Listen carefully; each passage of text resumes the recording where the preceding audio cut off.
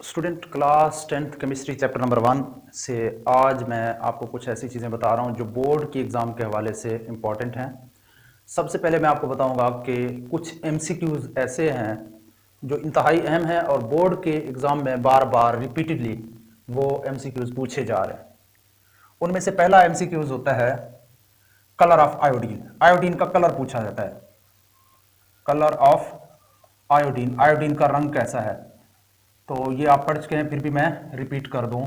Iodine का colour purple होता है, पर्पल।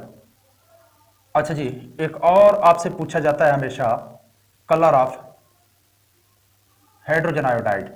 हाइड्रोजन आयोडाइड का कलर कैसा है? ये कलरलेस है, कलरलेस, कोई कलर इसका नहीं है। इसके अलावा एक एमसीक्यू पूछा जाता है कि लॉ ऑफ मास एक्शन किसने पेश किया था? Law of mass action, law of mass action किसने पेश किया था? गुल्डबर्ग और Waage, Guldberg and Waage, WAAGE, Goldberg and Waage ने पेश किया था। और उसके बाद कब पेश किया था यह भी पूछा जाता है। 1869 में, 1869 में इन्होंने लॉ ऑफ मास एक्शन पेश किया था। उसके बाद है कि मोलर कंसंट्रेशन को कैसे जाहिर किया जाता है? मोलर कंसंट्रेशन, मोलर कंसंट्रेशन का रिप्रेजेंटेशन पूछा जाता है। रिप्रेजेंटेशन यानी रिप्रेजेंटेड बाय, किस चीज से जाहिर किया जाता है? तो मोलर कंसंट्रेशन को स्क्वायर ब्रैकेट से इस तरह से जाहिर किया जाता है, स्क्वायर ब्रैकेट से। अच्छा जी, मोलर कंसंट्रेशन को एक्टिव मास भी कह सकते हैं, इसलिए आपसे यह भी पूछ सकता है कि एक्टिव मास को कैसे जाहिर किया जाता है? एक्टिव मास, तो एक्टिव मास और मोलर कंसंट्रेशन एक ही चीज है। उसके बाद है यूनिट्स ऑफ मोलर कंसंट्रेशन पूछे गए हैं। Units of molar concentration, molar concentration के यूनिट्स क्या हैं?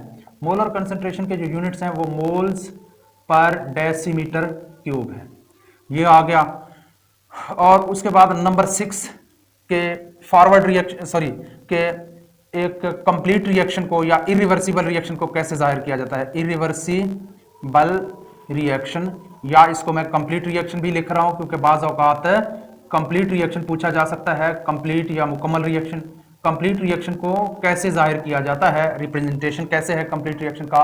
बच्चे एरो का निशान होगा इस तरह का, सिंगल हेडेड एरो। अच्छा जी, या फिर आपसे पूछा जा सकता है कि रिवर्सिबल रिएक्शन को कैसे जाहिर किया जाता है? रिवर्सिबल रिएक्शन, रिवर्सिबल रिएक्शन को जाहिर किया जाता है, रिवर्सिबल रिएक्शन या इनकम्प्लीट रिएक्शन भी इसको कहते हैं, इनकम्प्लीट रिएक्शन। ये खुद भी एक क्वेश्चन है कि reversible reactions are also called, हमेशा इनको इनकम्प्लीट रिएक्शन भी कहा जाता है, या irreversible reaction are also called complete reaction. अब इरिवर्सिबल रिएक्शन या इनकम्प्लीट रिएक्शन को, या रिवर्सिबल रिएक्शन या इनकम्प्लीट रिएक्शन को कैसे जाहिर किया जाता है? डबल हेडेड एरो से। ये रिवर्सिबल रिएक्शन को जाहिर करने के लिए यूज किया जाता है। उसके बाद एक और इंपॉर्टेंट क्वेश्चन है कि शुरू में फॉरवर्ड रिएक्शन का रेट कैसे होता है? एट स्टार्ट शुरू में rate of forward reaction, rate of forward reaction आपसे पूछा है कैसे होता है? तो rate of forward reaction start में बहुत हाई होता है। और अगर रेट ऑफ रिवर्स रिएक्शन पूछे एट स्टार्ट शुरू में, रेट ऑफ रिवर्स रिएक्शन कैसा है? तो रेट ऑफ रिवर्स रिएक्शन जो है वो नेग्लिजिबल है, ना होने के बराबर है, वेरी स्मॉल है, नेग्लिजिबल, बहुत कम है। अच्छा जी, नेक्स्ट आपसे क्वेश्चन पूछ सकता है कि इक्विलिब्रियम जो है वो किस सिस्टम में हासिल किया जाता है?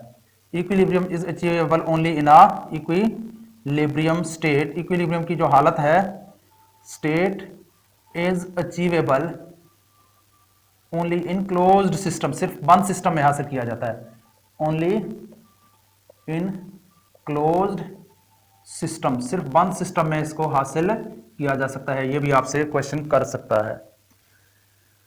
तो इस तरह से इंपॉर्टेंट एमसीक्यूज हैं जो कि एक्सरसाइज के अलावा है। इसके अलावा कुछ कंसेप्चुअल एमसीक्यूज हैं, वो मैं आपको नेक्स्ट लेक्चर में बता दूंगा।